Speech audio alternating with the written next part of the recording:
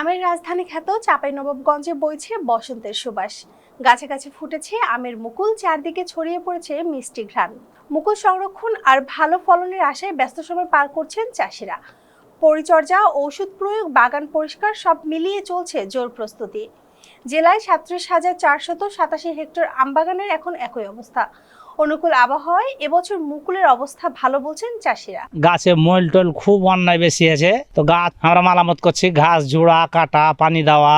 তবে প্রাকৃতিক দুর্যোগ আর মুকুল বের হওয়ার পরেই বাড়ে পোকামাকড়ের আশঙ্কা। কেউ কেউ বলছে গত বছরের তুলনায় কিছু বাগানে মুকুল একটু কম।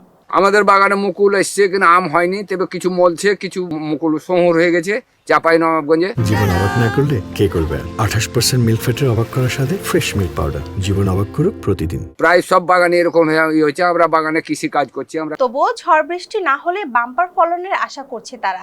একটা মাস বৃষ্টি না হলে কিন্তু এটা বাম্পার ফলন হবে, দামও বাড়বে আম কম হলে। আমরা এখন পরিচর্যায় ব্যস্ত আছি, ঘাটে মাঠে সবাই আমরা এখন কাজের ফুরসত নাই আমাদের বলা যায়। তবে সুখের সঙ্গে আছে দুশ্চিন্তাও। সার আর কীটনাশকের দাম বেড়েছে, উৎপাদন ব্যয় তাই একটু বেশি। কৃষি বিভাগ বলছে এবছর মুকুলের অবস্থা সন্তোষজনক। কৃষকের নিয়মিত পরামর্শ দেওয়া হচ্ছে, সঠিক পরিচর্যা আর বলাই দমন নিশ্চিত করা গেলে ভালো ফলন সম্ভব। মুকুল তুলনামূলক অপিয়ার হলেও ভালো আসছে।